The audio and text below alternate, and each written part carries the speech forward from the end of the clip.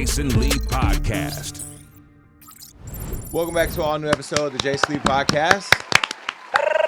We are back, and it is so good to be back.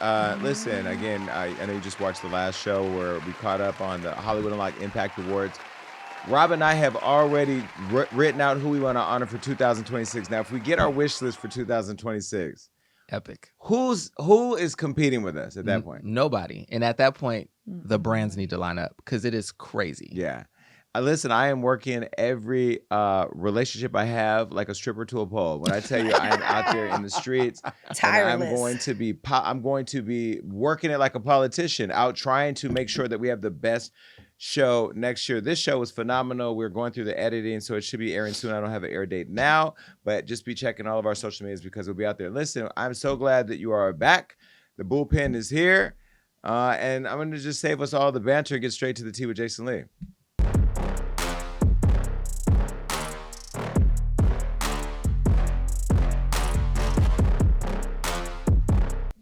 R. Kelly is in the news. I feel like every time I log into social media, there's either a criminal, an alleged criminal, a potentially going to be a convicted criminal, and then a criminal running the White House. Either way, here we are talking about R. Kelly's health and his fiance. Now, everybody's talking about whether or not Diddy's going to get out, and I know Diddy has nothing to do with R. Kelly, but I have to say, we need a Diddy update soon. I don't see, is Diddy on the list? Oh. We're getting to him too. We're going to get it real soon. We're going to get it today. I have not looked at the notes today, but all these people are in the news because they're in legal situations. Now, we know R. Kelly is spending time in prison where he's been found guilty of some crazy things, but things have been relatively quiet when it comes to him until recently. The 58-year-old singer is currently serving a 30-year prison sentence after being convicted of child pornography, which a lot of y'all saw it. They were selling this in the hood. I know. And obstruction of justice in Chicago back in 2022. That's when he was convicted. Now, before that, he was convicted of racketeering and sex trafficking in New York back in 2021. And earlier this year, February, R. Kelly made headlines when his sex trafficking convictions and 30-year prison sentence were upheld by a federal appeals court. Then in mid-June, reports surfaced of R. Kelly being hospitalized after overdosing on his medication. And his attorneys blamed staff at a North Carolina prison for misdiagnosing him, and his team said that doctors later determined the dosage could have killed him, and that the timing is interesting as 2 days before the incident, R. Kelly's team filed a motion alleging prison officials were plotting to kill him. Hold on. Let me find the right... Wait. Bitch, you tried it. No, that ain't that one either. Let's try... You can Google this down. Ooh. I don't know if that's the right one either, but anyway, we ain't got a lot of time, R. Kelly. R. Kelly's team is saying that he's been deeply shaken up and reportedly refuses to eat out of fear that it could happen again. And reacting to R. Kelly and his team's fears of alleged threats to his life in prison, a federal judge in Chicago has rejected his home detention plea, citing lack of jurisdiction. And days after, R. Kelly's fiance, Joycelyn Savage, and that was one of his alleged victims. From the special, yep. That's his fiance. They're getting married. I forgot about that. Well, she made headlines after her parents continued to accuse R. Kelly and his team of controlling and brainwashing her. Remember, she was one of the two girls that they said he was keeping hostage. The parents had shown up at the brick building, and it was a whole thing. Then the girls got in a fight, and then that one girl left, went back to her family. Anyway, Joycelyn's parents, Timothy and Joycelyn Savage, had this to say. We tried to reach out to Joycelyn when my father passed. We have to always reach out through his camp, Robert Sylvester's camp. And the same time that we had to reach out through his camp through my father, the same way we did, the same way this time from Joycelyn's mother. No response whatsoever. It's time up for that. It's just time out for all that. She needs to come. Yeah. Joycelyn, we need to hear from you directly. Absolutely. We've always heard through third-party information. And we were able to hear from her directly without what I call prison calls, where the calls are scripted and they are known to be scripted. Everybody want to say she's grown. Let me hear from a grown woman. I want to hear from my daughter. That's what I want to hear from. I want to hear from no third party. I want to hear exactly from Joycelyn Savage. Period. We would like to have a one-on-one discussion with you as a family. Listen, Robert is locked up. All these enablers need to move aside. Joycelyn, I need to see you at that funeral. Just that simple. That was a dramatic gas. I love that button. You don't use that one enough. I'm gonna start using that. That's a good one. It's good. Well, Joycelyn fired back, claiming that she's not a victim or a damsel in distress, as her daddy and her mammy said. Watch. Hi everyone, my name is Joycelyn Savage. I'm 29 years old and I'll be 30 next month. I just want to come out here shortly to let you guys know that I am not a victim. I've been with Robert for 10 years. He has been incarcerated for 6 years and I have seen him every weekend for the past 6 years. Just 3 years ago, I proposed to Robert and he said yes. And we are planning on getting married and having a family, and I'm very excited about that. But anyways, I just want to come out here and let you guys know to please do not believe the lies that my mother and father are coming out here saying about me and Robert. I am not held against my will. I am not a sex slave. I am not brainwashed or any of those crazy lies that were told on me. And I just want Robert to get the righteous justice that he deserves, because he deserves to be free. Enough is enough. I'm tired, and he's tired as well. So I just want you guys to continue to please pray for him. I'm praying for him. I believe that he will be out soon. I have hope. And just, you guys, please, just do not believe the lies, because enough is enough. It's been 6 years, and I'm just tired. I choose not to call my mother and father because I do not want to talk to them. I have a cell phone, and I choose not to call them. So I'm a grown woman, and if I decide not to call them, that's my choice. And it is what it is. So once again, I'm happy where I'm at. I'm in love, and I'm good. So thank you guys for listening. Have a great day. First of all, Joycelyn, you are gorgeous. That hair was laid. You had a fresh beat on. You had your little Janet Jackson hat on. What's Rhythm Nation? She looked Rhythm Nation-y. You proposed? I found a new button. Really?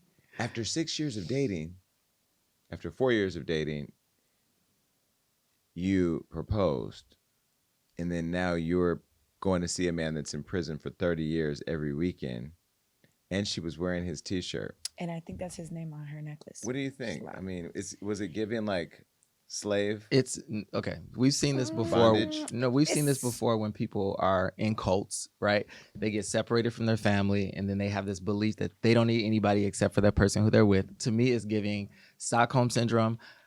Like, if you have a cell phone, at least check in with your parents. I don't think her parents did anything egregious other than try and pull her out of a situation that was harmful to her. So to get on camera and have this whole dialogue about how she's choosing to separate herself from them and then live a life of like the wife who's just going to stick by the man in prison who was molesting children and invoking Christ and religion as some sort of like plea to get sympathy from people is showing that there's some mental things that need to be addressed, in my opinion. This is all my opinion. That's why I'm like, I don't know if a it's little giving crazy. sex slave, maybe a little bit, but also more like, I would say brainwashed. Because even when she was like, thank you very much for listening, have a great day, it just sounds like someone trying to sell you an ad. Like, she's trying to sell us. I'm like, I'm fine. My parents are crazy. But that's what the Scientologist people say when they make them cut off their mom and dad. Don't kill Listen, them. Joycelyn, Scientology. you can hit me up, slide in my DMs, Please. and come on the Jason Lee Show. We will fly you Please. out. You have a cell phone, I'll give you my cell phone, just like I did on Nija, and we can kiki over the key, Kelly. Because we want to know, like, are you really going to stick it in for 30 years with a man who may never get out of prison unless Donald Trump chooses to pardon him? That could happen. Are there any state level charges though? I don't know, because if there's state that 30 charges, years is the federal though. And if it's federal, what can happen? Well, Joycelyn's parents, Timothy and Joycelyn Savage, don't believe their daughter, even though they asked to see a video. But maybe it's the Stockholm thing that Robert just talked about. This is what they had to say in response to that video. I seen the video earlier today that was surfing around on the internet of our daughter Joycelyn. It's been about a little over 6 years since we physically have seen her out in public. The video that we saw did bring some concerns because it appears that the video is AI generated. Anybody knows about AI, how realistic videos can be from just a simple picture. Her voice, speech didn't match some of the video recordings. The gestures within Rob image on her shirt. Actually, the mouth moved when she talked, and so it's brought some serious questions, and it confirms why very serious concerns. It confirms why we have been fighting so hard just to make sure she's fine, healthy, and okay. Basically, that's all we want to know. Like in the video, if that was her, she said that she has a choice if she wants to have a relationship with her family, her parents especially, and that's true. We just wanted to make sure she's fine, healthy, and okay. And that's all we asked for. And the video that we saw today, it still doesn't answer our questions because the video definitely appears to be AI generated. We've been through so much as a family, you know. We have no other choice tonight to file a report, a missing person report, twice. If you think back and look at all the times that has happened in the past where they said that she had a baby, that was false. They also said some other things about her that was false, like the book, false. The Patreon account, false. These things concerns us as a parent. We really need to find what's going on with our daughter, because at the end of the day, we don't know what's going on. We are eager to find out. So please, pay attention. Look at what we see and judge for yourself and tell somebody else and say, hey, does this look like an AI generated? Because it looks like it to us. So thank you. And whoever is behind the video, we demand answers, and we hope to get a resolution soon and to have some type of closure. And if she wants to have a relationship with her family or not, that doesn't matter at this point. We just want to know that she's fine, healthy, and okay. Right. That's all we ask for, to make sure you're fine, healthy, and okay. We love you. From your parents and from family. Thank you. At this point, we're in a group chat. We're in a group chat. Okay, parents, please next time do a video in a room with better sound because the echo was taking me out. But your hair was laid too, Mom. You know, it's sad to see parents fighting for their daughter and their daughter, you know, clearly not wanting anything to do with them. They know their daughter better than we do. I mean, my dad or my parents could have done a video saying, come home, talk to me. But like, if you don't want to talk to your parents, you don't want to talk to your parents. So we don't know the relationship, but we're caught in the middle of this bump and grind. For real, because it's bumped to the top of our headlines and it's a grind to keep up with it. Again, Joycelyn, you don't have to call your parents. And I don't know at this point what else to ask, because if we ask you to tell us something or to blink, you've already done it. So she's already said she's fine. But is she? And again, not understanding whether there's Stockholm syndrome, whether or not there's people in the background, whether or not there's a ventriloquist that's controlling her every speech. I don't know. At the end of the day, the parents keep fighting for your daughter, but the daughter seems happy. But he's in for 30 years either way. Is she medicated? I don't know. This is confusing. No, I feel like there's a lot of parents of people in the limelight. We know a lot of them who like clout chase. The parents who have nothing important to say and just act like they just want to be the star and not their kid. But these, why you take? It's just giving me authentic. This one, Carlissa. I didn't say it, but I thought it. Exactly. Sorry, but this is not giving me that. This is giving me like very much compassion and like what's good with her daughter. Yeah, it's not giving me clout. It's giving me like compassion, and concern, and Stockholm syndrome. And I think her parents should keep fighting for their daughter. And I don't think people, she's grown. I don't care how grown someone is. If they're in a circumstance that you feel like could be compromising to their health or safety, no matter how old they are, even if they're elderly, you should keep fighting to make sure that person is safe. And, you know, kudos to her parents, in my opinion. Speaking of Carlissa, she didn't try to sneak in the awards or anything. She just stayed home, right? Okay. She did not. No fights. Thank you, Carlissa, for not coming. You were banned, and I'm glad that you respected the ban. Maybe we'll unban you for next year. We can't let her sit on the floor, though, because she's too close to the zhuzh of it all. You know what I mean? She can sit at our table. Whose? Our table. Our staff table. There's no one. Oh. Bye, R. Kelly. All right, well... Diddy's back in the news. Diddy's federal sex case updates. We have to tell you that things are going the direction that I knew they were going to go. They said he was guilty. They said he was going down. Listen, Diddy's a lot of things. He's a woman beater. He's a car blower upper. He is a musical icon and a cultural icon, and he loves a lot of dildos and baby oil. Those are all things that we know. We now know that he likes Allegedly. men and Allegedly. likes to watch them have sex with his girlfriends and Allegedly. has a Tootsie Roll penis.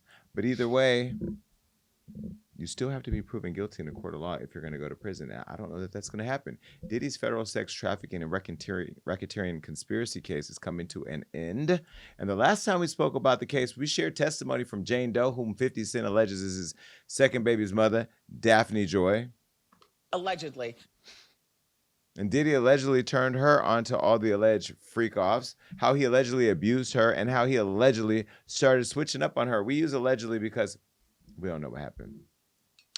Now, 50 also said that he was only hitting her up for sex parties once Young Miami came into the picture. And since Jane Doe's testimony, a few other witnesses have been called to the stand by the prosecution. Now, after all of it was said and done, a total of 34 witnesses, the prosecution has now rested its case, and the defense opted against calling any witnesses and refusing to put Diddy on the stand. Now, typically when that happens, that means that you believe, and the defendant, in this case Diddy, believes that they don't have to argue anything because there hasn't been anything proven by the prosecution. And according to CNN, his lawyers will only be submitting limited evidence before closing arguments begin because they probably feel like y'all haven't done enough to prove anything. Well, in this case, the prosecutors have pointed to the alleged freak-offs as solid proof for the sex trafficking and racketeering charges that led to the arrest. Now, let's be very clear. I've lived with you. We've had freak-offs. I mean, not like this. Meaning, we've had sex with people in a house. Yeah. That can be as freaky as you wanted to go. What if you have sex with somebody, you dress them up like a giraffe? Does that mean that you're a bestiality? No, that just means you want a motherfucking a giraffe costume to take it. Okay, so there could be freaky freak-offs without it being illegal. You can be a freak. In this case, you are a big old freak. Am I Megan the Stallion? Not Megan the Good. I'm still at the award show. I'm still at the award show the other day because Megan Good looked damn good. Okay, that body was body yada yada yada. Anyway, back to Megan Thee Stallion, big old freak. Can't really call him a big old freak if he has a Tootsie Roll penis though. No. Anyway, you can be a freak. That's not illegal. If you are flying people in to pay them to have sex and then making them have sex with other people and drug inducing them and refusing to let them leave. That's what they originally said was Allegedly. happening. But now, you'll not be able to prove it. The defense contends that these were all consensual hookups, fitting into the whole swingers vibe. Sort of like the Playboy Mansion with Hugh Hefner. The 55-year-old Diddy Diddler, who's been denied jail since his arrest due to multiple judges deeming him a danger to the community, is pleading not guilty as he remains in federal custody in Brooklyn. Despite the odds stacked against him, Diddy received just a bit of good news recently when federal prosecutors decided to drop a few acts that were charged against him. Now, reminding you, Diddy is facing 1 count of racketeering conspiracy, 2 counts of sex trafficking, and 2 counts of transportation to engage in prostitution.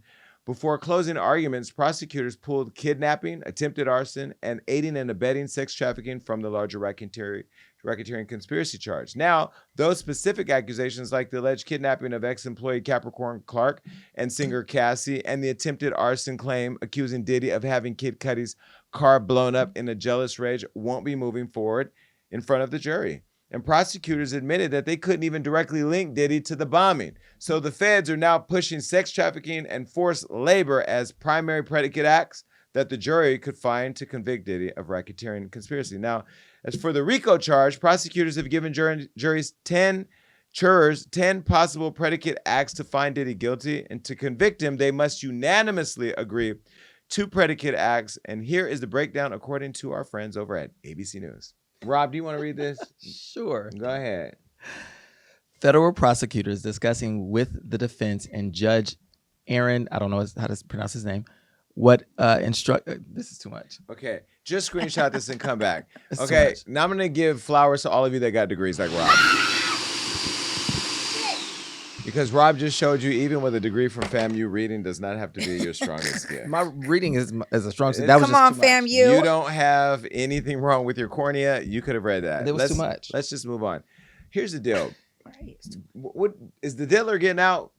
No. Mm-mm. You don't I think hope so? not. Mm-mm. But that's the thing. We can wish him in or out. That's our individual choices. All of you watching could think he's guilty or not. I will tell you this. I don't know if he's guilty or not. And I've always said as a matter of record, I will never try somebody in the public eye until they've had their day in court, because it's somebody who looks like Diddy. It's happened many times and it's not fair. I have also gone on record to say that if Diddy did the things that people are saying he did and violating the law, he should go to prison. Now, we had Boosie on the show where he talked about the freak offs and he talked about all the rappers that have flown people in. And let me just play this clip right here. Take a look. Do you think they did Diddy wrong? Or Of course. you said he did everything that everybody's doing. Of course, he got a freako. But the You ever heard of a Rico by your damn self? the 500 It's a freako. 500 dildos and I don't give a damn. You're a freak. I don't give a damn. If I want my bitch to watch, if I want my bitch to get another dick while I watch, while money going everywhere, call another dick up, go buy her something after that. I don't look at it like it's a crime. Freako. You're just freaky. He did what? Met a girl at the studio and they ran a train. He put dick on her and flew her out. Is that a crime? Freak. I just was thinking of all the stuff he was charged for. God damn, he freaky. This man, he don't deserve. You don't give him a bond?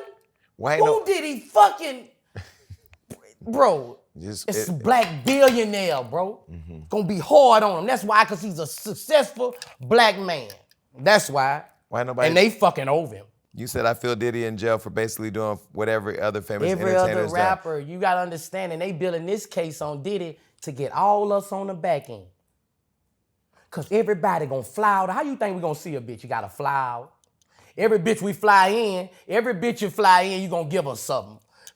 A little 1,000 before she go home. That is sex trafficking. Right. You gotta watch who you fly in. They didn't flip this rule to take all us down, and nobody sees it. You can't be too freaky now. Right. They didn't flip this around to take all us down. Cause when Mad Day come, when you flew that bitch out, when she called back and tried to extort you. That was Lil Boosie on the Jason Lee show. And let's be real, like, it is more convenient, even for me, to link up with somebody that I'm romantically involved with somewhere I'm at. I went to Dubai because I had to go to Dubai once, and the person I was talking to, dating at the time, lived in Colombia, so I had to fly him to come see me. So is that sex trafficking across international waters because I had to bring it to me? No, it was convenient. And so if I take the person shopping, is it unlawful? So now did I unlawfully fly in? It's almost like Uber Eats International. Oh my God, to fly not a Uber snack to Eats. you. No, but seriously, like, I had to call my attorney when all this happened because none of us really understood it. And no, that is not it. What they're saying he did was created an environment where he enticed people in with the ideas of getting work or having jobs, and then drug inducing them and then forcing them into sex acts against their will. And that is what he's been accused of. I don't think that I've heard enough evidence, at least in what Hollywood Unlocked posted, to prove that. I don't know. I don't think it's just as easy as Uber eating a piece of ass to you. Like, it's deeper than that. And I think it's such a thin line in cases like this. And like for example, I know, of course, you can do those things and it's illegal to do those things, but there are certain boundaries that you can't cross where then it does become illegal. So I just think in circumstances like that, it's a very, very thin line.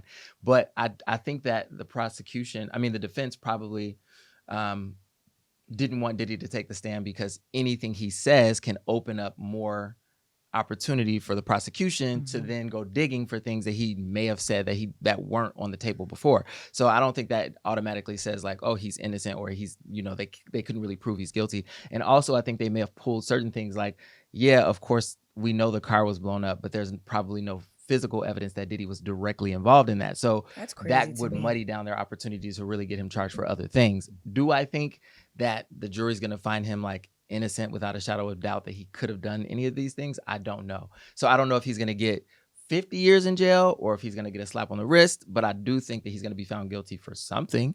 I don't know if it's going to be everything they wanted him to be guilty for, but it's just crazy that this is all coming to an end. I feel like there's been so much buildup and like, that's it. Like I was expecting Jaguar Wright to have her whole moment and really go in, but I feel like that never. But this doesn't need to be a reality show. This I needs to know, be- yeah. Here's the deal. He needs to have his day in court and he's having it. I don't know that I've seen enough. If I strip away the Cassie beating video, if I strip away the $30 million her and her husband, who used to be his trainer, if I strip away all the consensual sex it looked like they had, because she was texting some of the people too about coming to work on her little coon, right? If we strip all that away, we strip away the video we saw of him beating her and the dildos and all that, if we strip that away,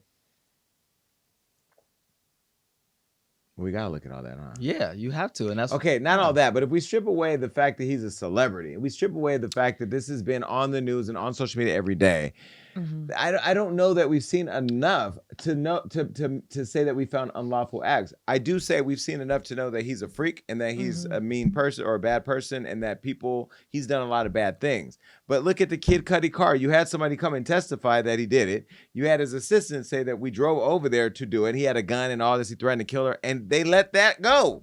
And Kid Cudi but again, and we're forgetting that Trump is still over this process. But again, that's like, wouldn't that be considered hearsay? Like you don't have any physical proof that this person did it other than people saying that they were. That's my point. Have we heard anything concrete that's been substantiated? Yeah. What? I think so. And again, what? Don't think what? No, that's what I'm going to say. To the point that you were making about the Cassie stuff, we can see that she was in a circumstance that was driven by intimidation and forcible acts like that. It was visible through the video of him dragging her back to the room when she was trying to leave. So I'm saying all those little things do matter. So I think they're going when we they saw say her say we saw him beat her, and we heard her say why he beat her, and there's nobody substantiated that is why he beat her. You have to have substantiation of the fact, not just a video and a statement. Like, what else?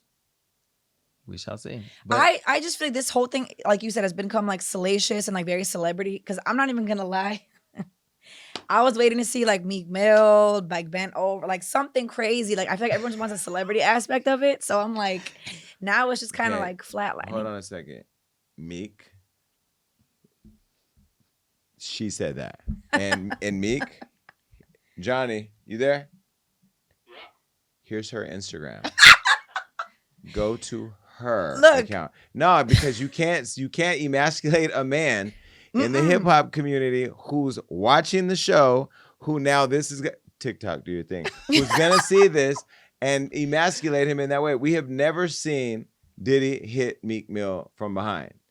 We've heard, again, social media and social media creating things. He's addressed it. And look, I'm in these gay streets, all the rainbow paved streets.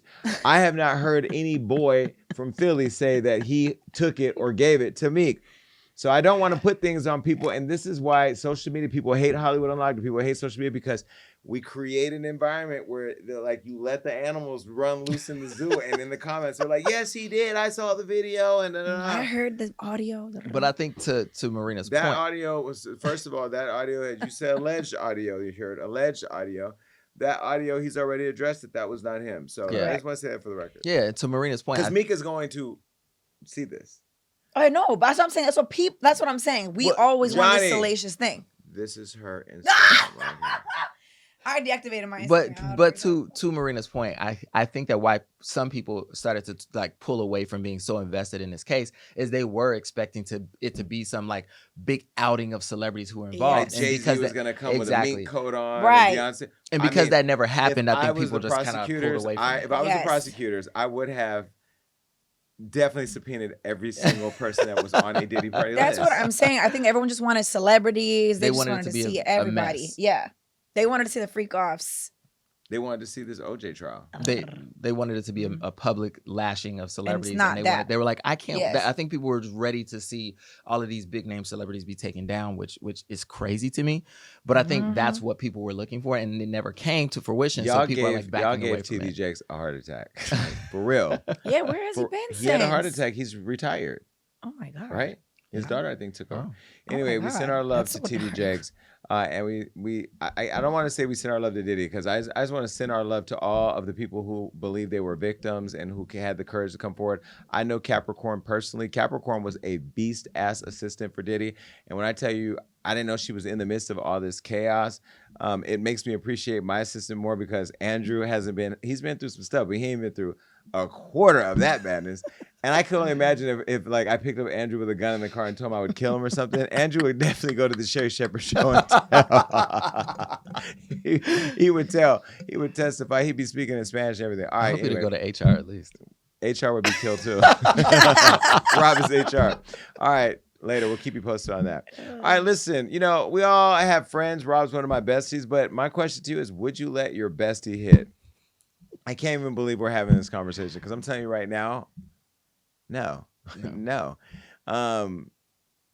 Ew. Like, what? Would you ever sleep with your best friend? Oh, that's the question? Well, hold on, let me reconsider. That's why I'm just...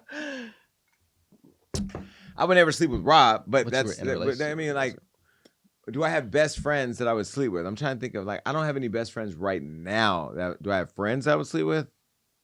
But you were in a relationship previously with a best friend. I did get in a relationship with my best friend, but that was like my first boyfriend. Yeah. I've had a few moments now, like, and I have best friends now, and my best friends now, I see them so much. It's like, why would I sleep with you too, right? But do I have friends I would sleep with? The list is long.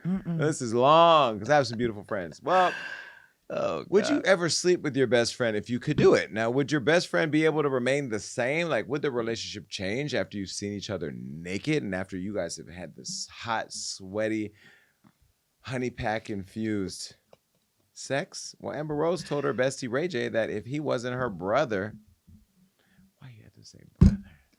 TikTok, do your thing. She would let him go down on her because she wants the best for him. Ew. Listen. Ray J, if you weren't my brother, I would let you eat my coochie. I would do that for you because I just love you so much, and I just want you to be happy, and I want the best for you.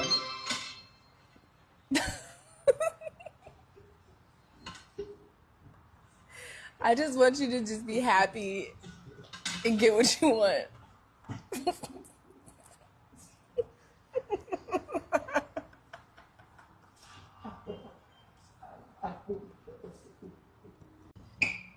I would do that for you, bro. I would. If you weren't my brother, I would. Thanks. I appreciate it. Yeah, Ray J is a damn fool. Well, some fans are saying that Amber Rose's comments are what makes straight men believe women can't be friends with their best male friends and bros. That was different. What do you think?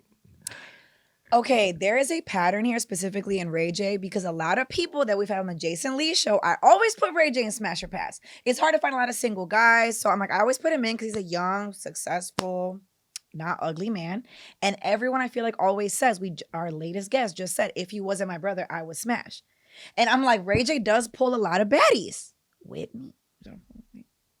Yeah. Lil' Kim. Yeah, they were a thing. Ray J pulls bitches. Yeah. So I'm like, I don't know if it's because he's funny, goofy, but I'm like, I don't think she's lying. I get it. But can you listen? Well, let me first start by saying, could I mess with one of my friends and still be friends and eventually become besties? Yes. But are there any of my current besties like Rob, Lee, Calvin? No. Calvin been there, done that. It's in the book. It's in the book. No, there's no besties, that I would want to be with. But I do think that let's back up. Let's talk about that other thing. If you're friends, if you're in a relationship, that bestie thing is a thing. We're like, I don't want my partner to have a whole bunch of besties that can go to the Abbey on one good Sunday, have a couple of wildberry martinis, then end up, with a clogged throat. No, but that's where it goes back to the person that you're dating. You got to know that they're not that type of person. Could I sleep with not my current besties, my friends, all of them. Not all of them. Sorry, I take that back. Some of them. As I get to know people and become close with them, there's a level of knowledge that I have about them at that point where I'm like, no, I wouldn't sleep with that person. So even if they're the most beautiful person in the world, a lot of times the energy isn't there for me when you are that close, because you learn so much intimate about the person that would be a match for you in that way or not. So I feel like a lot of the people who are close to me, it's just a no. Like, I wouldn't do it. And that's why I feel like as a woman, Amber it's very calculated to say my brother and not my bestie. Because I feel like you could like fall in love with your best friend, but if you call somebody like your brother, that's like almost friend zoning them. Like, I know too much about you. There's this and this reason why I wouldn't smash, so you're my brother. Well, I don't know. This is a really tricky thing. But don't you think your friends that you Find would attractive? not, yes, but that you would not smash, you would call your brother and not your bestie, your friend. There's like different in labeling. I mean, I don't call I don't call Rob my brother or Lee right. my brother. That's just not terminology I use. Correct. But we are like brothers. So Yes. when she called him her brother, I don't know how I would even put smashing, eating, and brother in the same thing. Like, that's just weird to me. But yeah, I don't. I mean, I have very attractive friends, so it's natural to be attracted to your friends in that way, if it could be that way. But if we're best friends, besties, like bros, like, nah. Yeah, no. Nah. Because that's just weird. Like, And I think it would change the dynamic of the relationship too, because once you start involving sex and intimacy on that level. I have slept with friends that we've not had that problem. Are they still around? I'm not talking about that. That's a valid follow-up, Rob. I'm not talking Great about follow-up that. We will question. talk about that in our group chat. All right. Anyway, I would like to know what you think. Just put it in the comments if you think that you can. Anyway, let me know what you think. It's a mess. Bye. All right, listen, Keke is defending men who make less money. And that's been a whole thing in the press of whether or not you could date somebody that has more or less. I have told everybody, I will date somebody who is a service worker, who is a doctor, who is a lawyer, or who is an aspiring artist. I mean, for me, it's really about the connection. Well, Keke Palmer is keeping it real when it comes to love and money. During her promo tour for her new album, Just Keke, Keke defended women dating men who make less than their partners. She even referenced her new song, Off Script, on which she sings about her ex-boyfriend and son's father, Darius Jackson, telling him he was supported to be the Stedman to her Oprah. And here's what she had to say during the interview with my friend Bevy Smith. Nobody cares when a man finds his woman under a bridge. No, I live for Stedman, but you know that Stedman has for many decades been the butt of jokes. Yeah, because of gender rules. Yes. People feel like because she's Oprah Winfrey, who did y'all want her to be with, Barack Obama? That doesn't make sense, guys. I mean, I feel like that's the weird thing about powerful women, what we're left with. Mm-hmm. So I'm supposed to find love, but he's got to have a certain amount of money, but at the same time, I got to still be like, guys, what's going on here? Why am I? Nobody cares when a man finds his woman under a bridge. No one cares. No one cares. And I frankly don't care if that's who you love. That's who you love. Why do we have to deal with that? Yes. That to me makes no sense. I ain't never look. My daddy told me a man needs to treat you right. Mm-hmm. He needs to handle and service you in whatever way you need service. Let me tell you one thing that Keke don't need: money. From nobody. Now, if you want to give a little something and get my nails done, something cute, but I'm fine with do that? But shouldn't they make that effort? Yeah. Because but you might still look like Stedman to the world, and that's a great role. Because if I was married to, I was with Oprah Winfrey, right, you just be sitting up there waiting, chilling. Yeah, and chillaxing. Stedman, by the way, Stedman's esteemed. Yeah, Stedman has a whole career. He's just not Oprah. Yeah. So the fact that how dare people compare you to your lover? Yeah. I hate that Oprah had to endure that. Yeah, exactly. I hate that she had to endure that. It's and I true. hate that Stedman had to endure that. And that's why I said what I said, because you had a good role.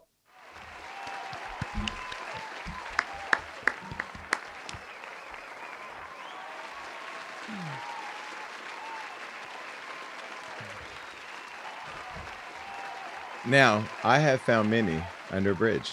And I God. have, one of my friends says that I should run an ASPCA because I'm always bringing a stray home.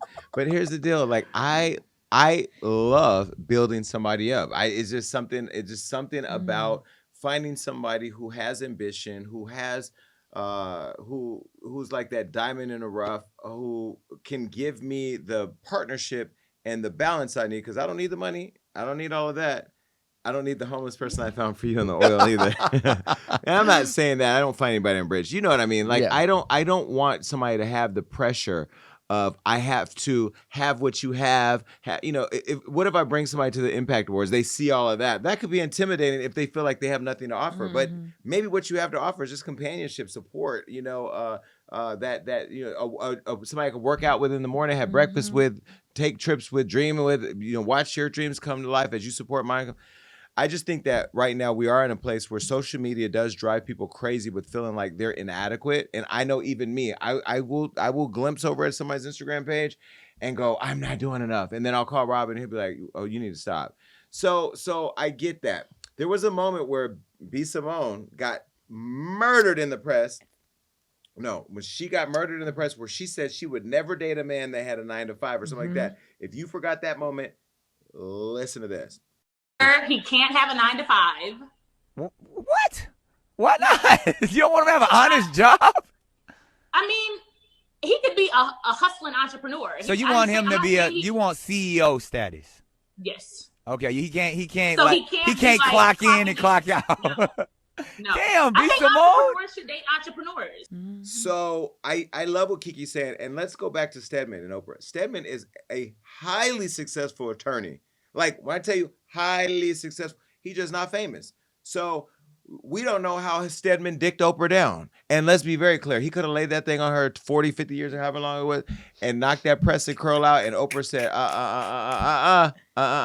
not only are you going to keep beating it up, but you're not going to put no kids in it because she decided not to have no kids because I'm going to keep whatever walls I do have left intact. Ooh. Those are her choices. So I never really understood why people criticize Oprah and her man choice. And Stedman, I love the fact that he has held her down. He's been able to stand behind her without feeling like he was hidden in the shadow, because sometimes, you know, the ego will make you start doing crazy things. With social media, he could create a podcast, oprahslover.com. He could then be, you know, but they created a thing. I want that thing.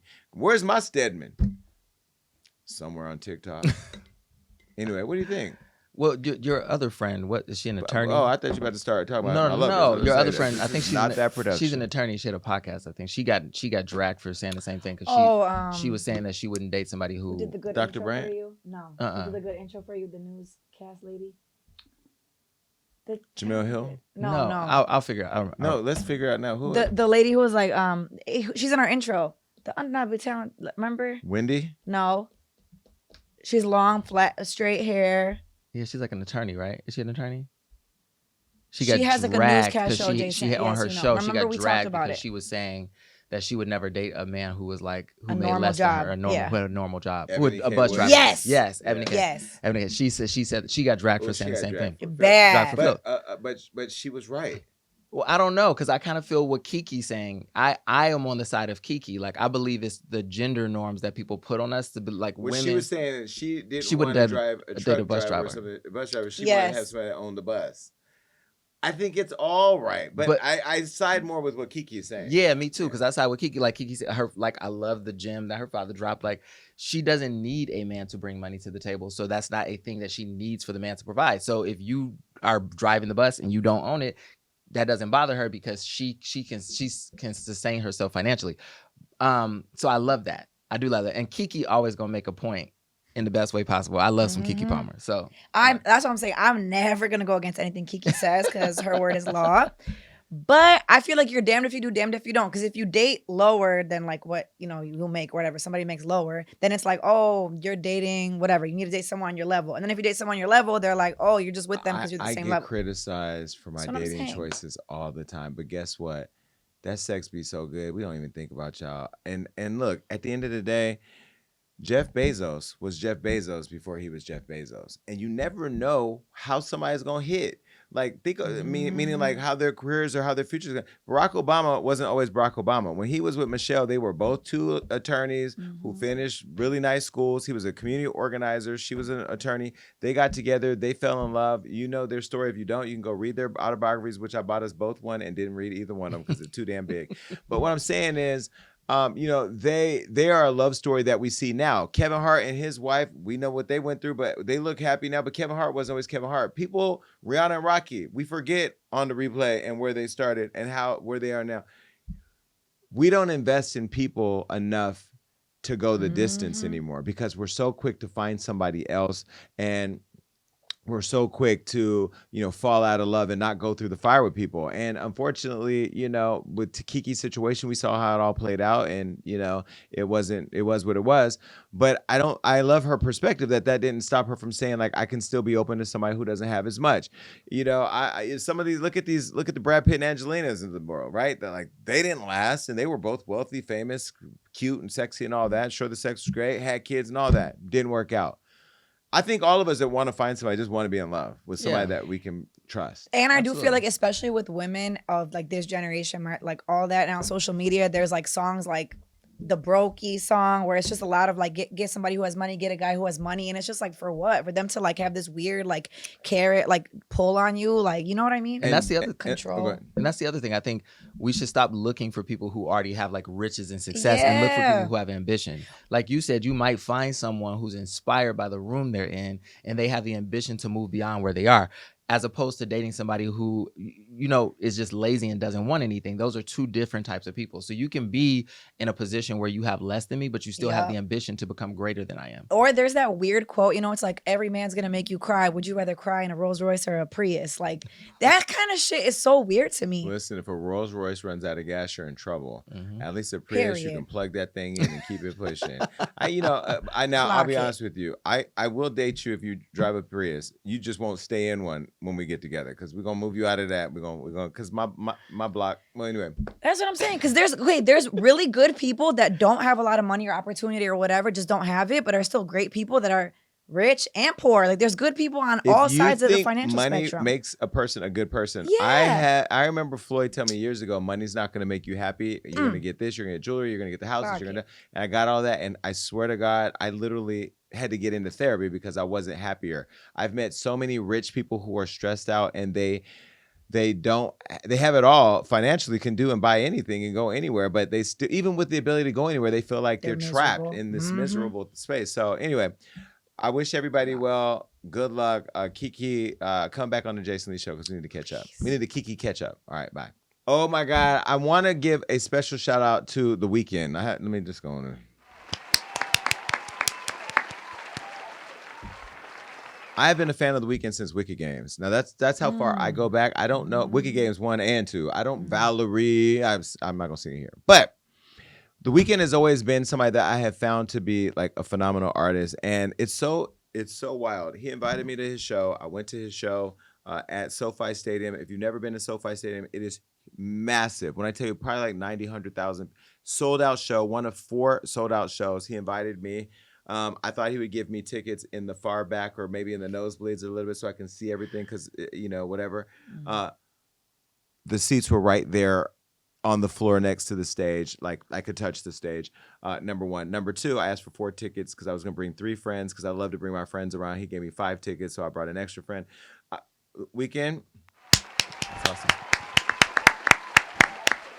It's insane that when you know somebody like I know him and can text or call or whatever, I know him as Abel and we talk. I know he's The Weeknd. I know he's a massive artist. I know he's a superstar. I know he's a global brand. But it's crazy because even when we go to dinner with Ree or when we're around Floyd or whoever, we don't treat them like superstars. Well, we are not, but we don't treat them like that because we see them as people. And I've always just seen Abel as Abel. I've had a conversation with him before when I first met him about his come up story, his sacrifice, his homelessness. And that's why I've been trying to interview you, Abel, because I need people to see that part of you. And I know that you've kind of kept that away from us. But, I know him as Abel. We text, he sees the work and he'll send me a message or whatever. But he invited me. I was able to go and see the superstar. What? I was in there actually asking one of my friends, is he bigger than Drake? I almost want to say The Weeknd. And I don't want to create no problems because I think they all from Canada. I think he's that is a different level of global superstardom and artistry last night. I don't want to pit people against each other because I'm not trying to be messy. I'm trying to give him his flowers. The the graphics. I thought Sean was behind the stage. The lighting, the energy, the costuming, the dancing, from the dancers. I mean, just everything about it. He had Playboy Cardi open the show. He had Travis Scott popped out with Playboy Cardi. Playboy Cardi popped out with him. He was walking around. I could see Abel in The Weeknd, meaning I can see the personality of the person because he's such a nice guy. But he also a superstar. His fans standing. I mean, I can't even explain the revelation I had last night, and I feel bad because although I know him as a friend and I'm a fan of the music, I'm not a crazy stan like that. You, my friend, are on a whole different level, and I hope at some point we get to interview or have you at the award show or just something. If you've never ever met The Weeknd, no, never met. Super nice guy personally, but professionally as an artist. He to sell out SoFi 4 days in a row, you have to be a massive artist. I mean, he did that. I love that. So anyway, congratulations on a successful show. Thank you for inviting me and my friends. We want more tickets. You know, another funny thing, I will say, no shade to The Weeknd. I said to him one day, I said, "Oh, I'm hanging with Madonna. Let us know when you have a party because we want to come over and do a little party." And he goes, "Oh, tell her I said hi. I bought her house." He rich too. He's rich. He rich. Oh, he's rich. He's rich. Anyway, Abel, thank you so much. I had a great time. All right. So that probably isn't a man that Keke would date because he's rich. He got a lot of money. Speaking of a person who said she wouldn't date nobody 9 to 5, B. Simone. B. Simone, by the way, I love that we're using images of them at the Hollywood Unlocked Impact Awards. We're creating our own Getty account with all of our own events. Well, B. Simone is back in the hot seat and in hot water with her fans, as she admits that she got sad and angry when her best friend was offered an opportunity that didn't include her. Now, in the same breath, she also tearfully opened up about her finances, claiming that she can no longer shop at Bloomingdale's and has to hit up H&M instead. The admission resulted in fans dragging her for filth again and digging up an old video from when she said she would never date a guy who works a 9 to 5 job. We just talked about that. You don't remember? Look. He can't have a 9 to 5. What? Why not? You don't want him to have an honest job? I mean, he could be a hustling entrepreneur. So you want him to be you want CEO status? Yes. Okay, he can't so like, he can't clock in and clock out. No. Damn, B. I think Simone. entrepreneurs should date entrepreneurs. Okay, but still, there's people who have really good jobs with vocational skills. If he's a mechanic, I'm sure, but no, you're not gonna understand my lifestyle. You're not gonna understand why I'm up at 3 a.m. Damn, you're making this hard for me. Okay, all right. You know, he has to be an entrepreneur, a business owner. He getting one of them stimulus packages from Donald Trump, one of them small business loans. Everything I have, my dream career, I manifested it. I'm trying to manifest a husband. Ain't nothing wrong with a nigga with a 9 to 5. I get it. They work hard. I used to have a 9 to 5. Nothing is wrong. Nothing is wrong. Nothing is wrong. You work hard, you have money. I get it. I need an entrepreneur. I need somebody that understands my mindset. Somebody that has the same lifestyle. It has nothing to do with money, everything to do with lifestyle. Okay? When I'm in the bed at 3 a.m. checking emails, what you doing, babe? Working. What you doing? Working. Okay, love you. You want to hop on a flight tomorrow? I have a meeting in out of town. You want to go? You got okay, let's go. Okay. You understand my life. You understand what I'm going through. I want to manifest that. What do you want in a man? What do you want? Let's start there. What do you want? Let's manifest it, baby. You can have it. Whatever you want, you can have it. Manifest that shit. Ain't nothing wrong with a nigga with a 9 to 5. Ain't nothing wrong with an entrepreneur-ass nigga. Manifest whatever you want. I want to manifest an entrepreneur-ass husband. I don't care what you do. Entrepreneur. Graphic designer. Sell t-shirts. Sell drugs. Rapper. You could be a rapper. A becoming rapper. D-list. I don't give a fuck. Entrepreneur. Okay? At this point, I'm about to rebuy my book. I'm about to rebuy my book. Now, we can't forget B. Simone is a content creator, and she does and a comedian. So she does create content to entertain people, but then she also has a podcast where she's vulnerable. And I think that sometimes people can't remove the person from the art. Sometimes, you know, I have said and done things that have gone viral. TikTok, go dig it up. And look, they are my thoughts, but it isn't who I am 24/7. I don't walk around my house all day talking about celebrities and what they doing, what they're not doing. Right? Am I lying? We don't. That's not a conversation that we partake in. We talk about booking talent for the show. We talk about who we're going to honor. We talk about we talk about what's happening in the world and in the news more than we talk about all this kind of stuff. So I can have an appreciation for separating the art from the person, but not everybody can't do that. Well, since slamming 9 to 5 men, B. Simone is back in hot water for seemingly putting down H&M and its shoppers. Here she is on the Let's Try This Again podcast. Listen. Just my finances. Like the budgeting. You see how I am nitpicking every little thing. I've never been like that. We were in Bloomingdale's yesterday. I'm like, we have to go to H&M. Yeah. Like I notice it in me now, just nitpicking. And it's not even, I just don't have it like to spend the liquid. What do you think? I love H&M. Sometimes the H&M stuff looks 10 times more expensive than the Bloomingdale shit. Does it? Now clock that. It does. Does it? When's the last time you've even been in H&M? Well, I don't shop there. That's what I'm saying. Wait. You would never But know. I don't shop there because and this is not shade towards them. It's just not a store that I find myself in. But I will say that after running for office, winning office, and being in the streets, dealing with real life issues with people, regular, everyday, hardworking people, Rob will tell you, I got rid of my big jewelry, my chunky chains. I started looking at like my closet. Everything in the closet is designer. I didn't feel guilty until one day one of my friends needed something to wear, and I was like, just go get something out of my closet. But when you send your friend to your closet, you send them to go get like some sweats or everything is designer. They came down in Montclair. I was like, yo, what the hell? They were like, that's all you have in your closet. And so I was humbled by that moment, saying, you know what? I need to start getting pieces that are just everyday wear. Wear what I want for the show, but get everyday wear. I'm going to save money. I'm going to be more cost effective. We launched the Jason Lee's closet, which I don't promote, but it's over there if you want it. And I did that because I saw B. Simone launch a closet. I did feel like the comments you said, they were kind of insensitive, but I understand what you were saying. You were in a place where you would typically shop because you had lived a certain lifestyle and realized that you couldn't do it because your financial situation has changed. And so now you are being responsible and shopping elsewhere. That's what you were trying to say, but it did come off like you were just a little disconnected from, reality. Yeah, and I think you can learn to wear a pair of Balenciaga jeans, but pair it with a Banana Republic t-shirt. It doesn't have to be head to toe all the time. Did it last night. Exactly. So you can, and I, to your point, I think a lot of what's happening with B. Simone is people are tearing apart every word she says, and they're not listening to the context clues, because she's just saying, I've had to refinance my life. And like prior to the prior conversation, I don't think she was saying, for instance, I don't want to date a man who works at a 9 to 5 because they're beneath me. I think she's saying we've talked about this.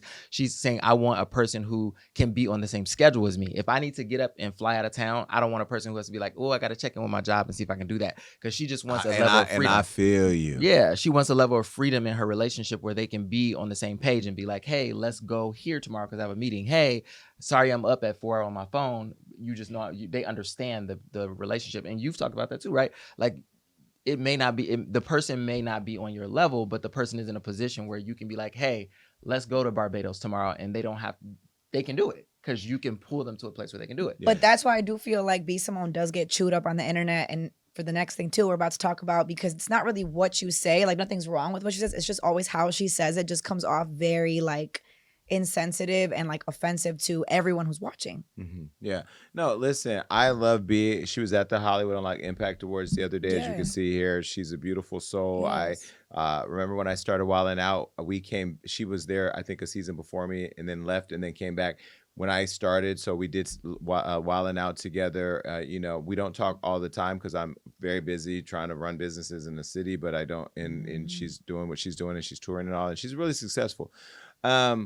I think that everybody should reserve the right to like who they like and want what they want, right? I get criticized for having people who have a lot of time, right? But that when you date somebody who's as busy as I am, and you never know where. Yesterday, I was 2 days ago doing city council and all the city stuff and meetings here and at the county, and then I flew back, and then went to the weekend concert, and then then I'm on calls all day for the city while I'm in glam getting ready for the show. So like I'm everywhere all the time, and people never really know because I'm managing all. I want to be in a relationship with somebody who can have the freedom to move around with me, but still have the ability to create and do things. Maybe they want to create shows, maybe they want to do fashion line, whatever.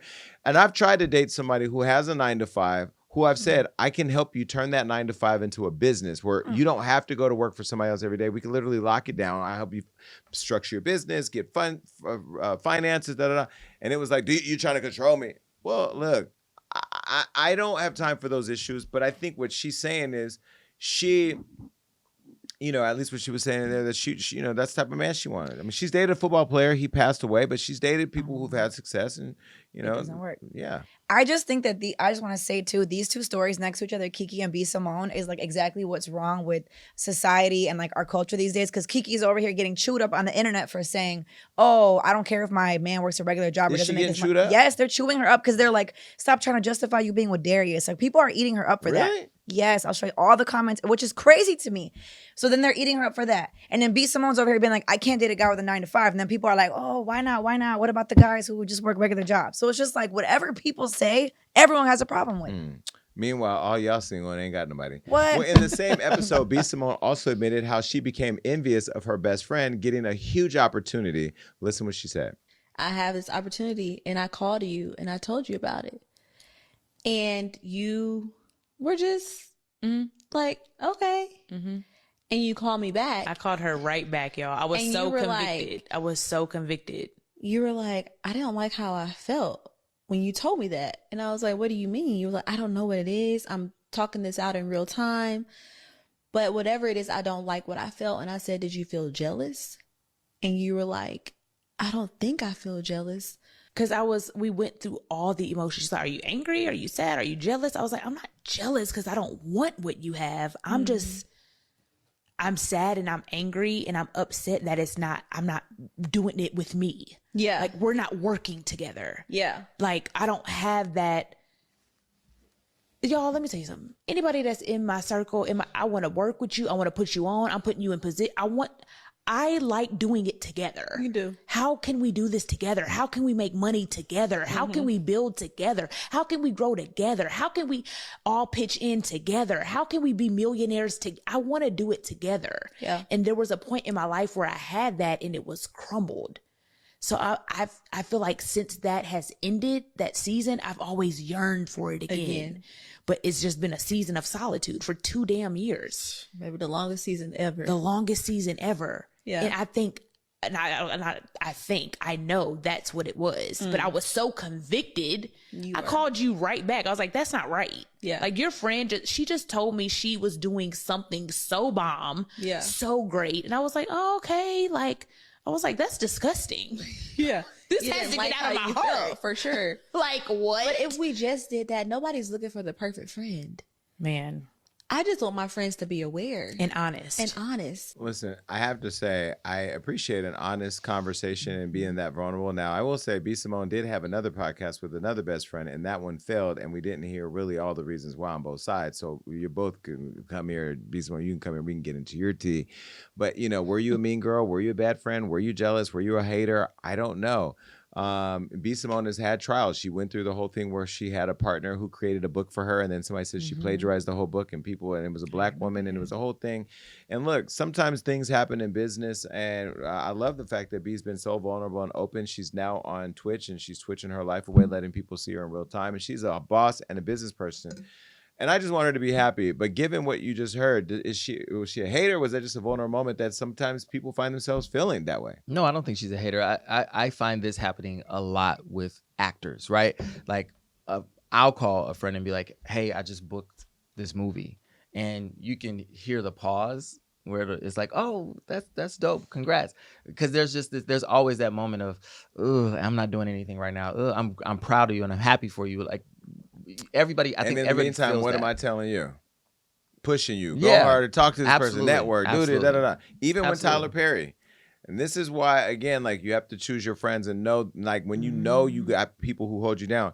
Rob I was living in Rob's house as I was trying to figure shit. I was home. I said I was homeless. Was I homeless? I was homeless. Well, I had a home. It was his. You weren't homeless. And all he cooked was honey glazed salmon. I ate so much salmon during that time period, y'all. That's why I don't eat salmon anymore, because he inflicted that pain on me all day. You had mercury. But I had a mercury attack. But what I will say is that I know that he's working to be successful in acting, and that's his life's dream. And now he's spending his time while I'm building mine. This was something I was building back then, and it's all coming to fruition. And that's why it's important that he's EP on all my stuff and that he's in the work and getting the experience of building relationships. But the other, last week or 2 weeks ago, I get a call from Tyler Perry, and I put him on speakerphone. And I'm like, this is Tyler Perry. And we had a long conversation that I thought was just so amazing, because there's a big gap from the Tyler Perrys and the Oprahs and I'm not going to say Jason Lee's down here, but you know what I mean? Like, there is a gap between Black excellence and Black excellence, that this has a world that it lives in, and this has a world that it's lived in and lives in. So what does that bridge look like? And that's, but in that conversation, I was also thinking about the fact that my friend needs to meet Tyler. There needs to be this relationship for me, because what's for me is for me, what's for him is for him. And look, we even had the conversation, be straight up. We had the conversation of like, what is the plan when your career takes off and Hollywood Unlocked still needs to move forward? Like, what is the plan? And he's like, I ain't going to work. We're going to always be in each other's lives and support each other's dreams. But that gatekeeping, that being jealous, that haterism, that thing that happens and exists a lot in our culture, it is cancerous. But I love that friends can have an honest conversation and support each other, but also have a vulnerable experience for people to see. Because there are people who ain't always happy for their bestie. Yeah. And Jasmine Crockett at the award show said, make sure you're also hyping your bestie up. Anyway, go ahead. No, for sure. Because I was going to say, like, a lot of people say people want to see you doing good, but not better than yourself, which I feel like is valid. But I just feel like with any type of proximity, it's just natural comparison and contrast. Like, like even with my friends, like most of my friends now are married, and I'm like the first kid or the second kid, and I naturally have to be like, oh shit, am I behind in my life? Do I need to have a baby right now? Or like, what's going on?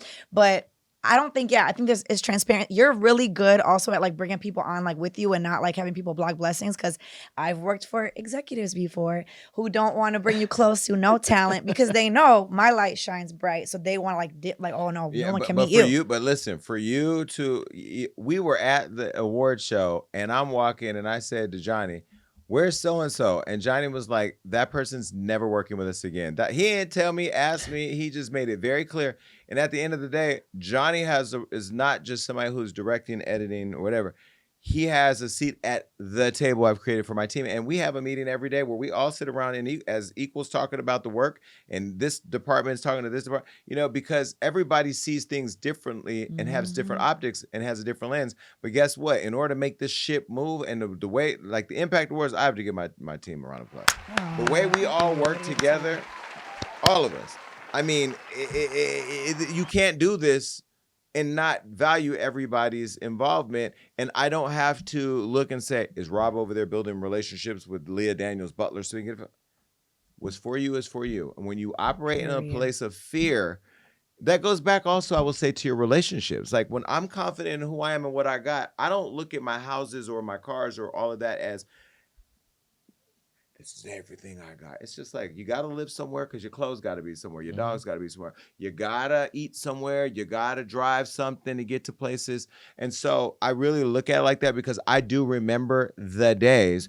I was just telling the story the other day. I remember me and my friend Lee, when I left my partner and I went to not even a one bedroom apartment. I went to a studio apartment with a Dodge Challenger that had no tags. And I remember having $100 to my name, and him and I, because Lee was sleeping on the couch, and we were both like, how are we going to spend this $100 for the week to eat? Like, that was like a real thing. And so it's never lost on me. There are times where I'll get a bill, like Rob, I got a bill the other day for $397,000. Jesus. One bill. I had just spent $600,000 the week before.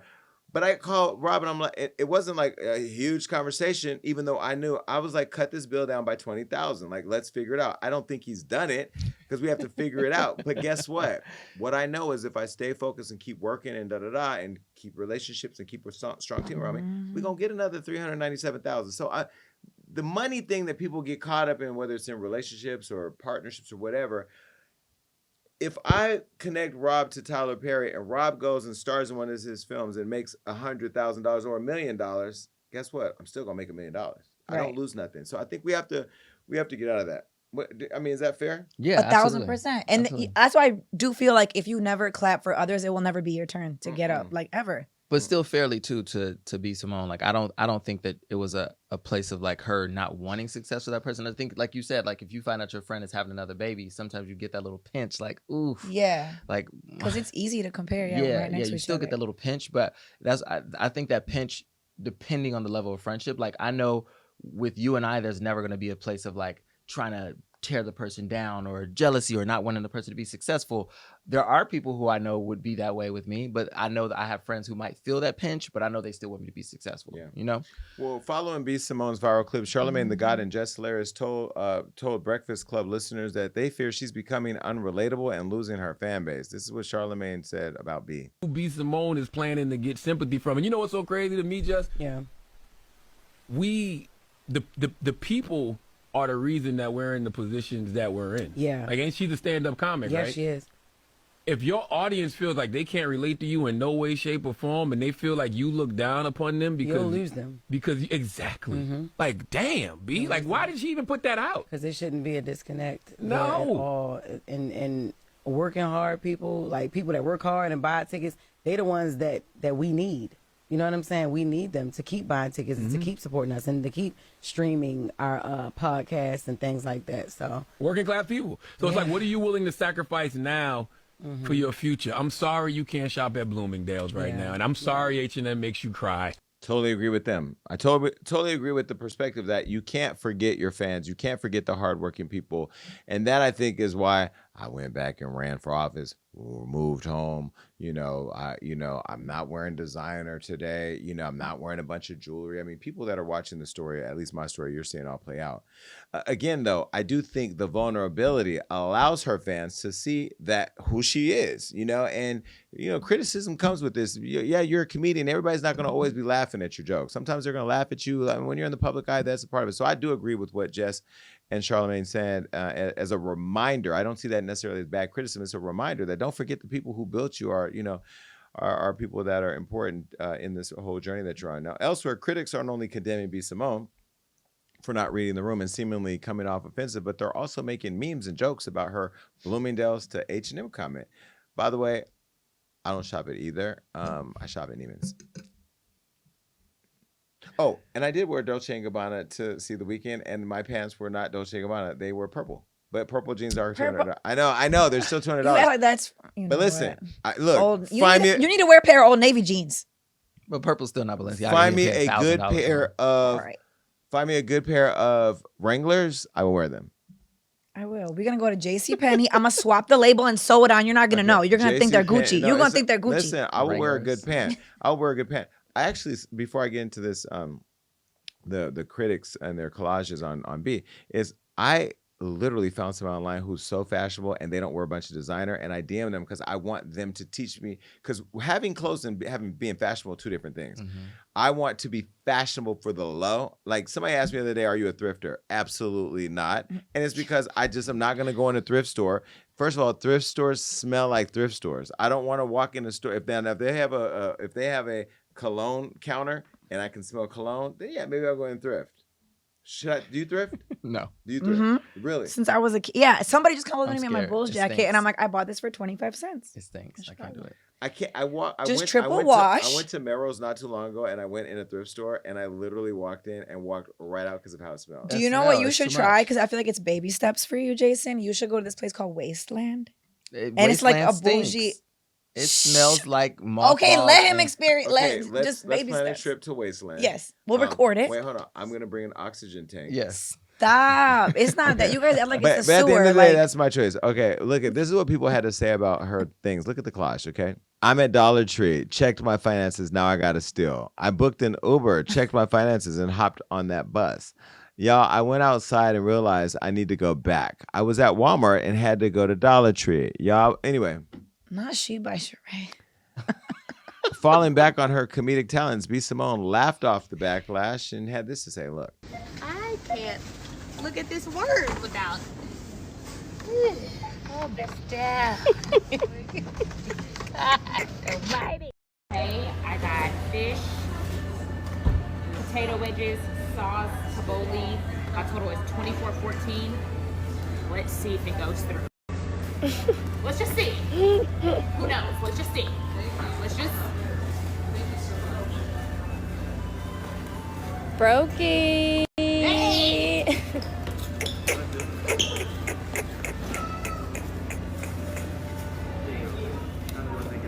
Stops do we have left? We have 2 more stops left. We just left Jordan. We're pulling up on China and a young lady named Q. I don't want to pronounce her name wrong, but I can't think of how to pronounce it, so I'm just gonna call her Q. And yeah, 2 more stops, and then we're going to H&M. She also had fresh braids, a Louis bag, Versace glasses, and a car that was clean. Again, B is a comedic. She feels how she feels. I just texted her during the clip and said, come on the show so I can. That would be a great interview. Right? Please. Okay. Well, we'll get B here. That would be cute. All right. Well, listen, that is it. That's been a phenomenal show. Make sure that you're tuned into everything. Make sure that you are subscribed to the Jason Lee or Hollywood Unlocked. This is on the Hollywood Unlocked YouTube channel. And make sure that you're watching the Jason Lee Show over at Zeus Network. Make sure that you are following me on Instagram. Make sure you're following Hollywood Unlocked. Make sure you're following the Jason Lee Show. Make sure if you want to text us, you text me right now to 310-388-6463. It's 310-388. No, it's right there. Just keep coming back. Bye. The Jason Lee Podcast.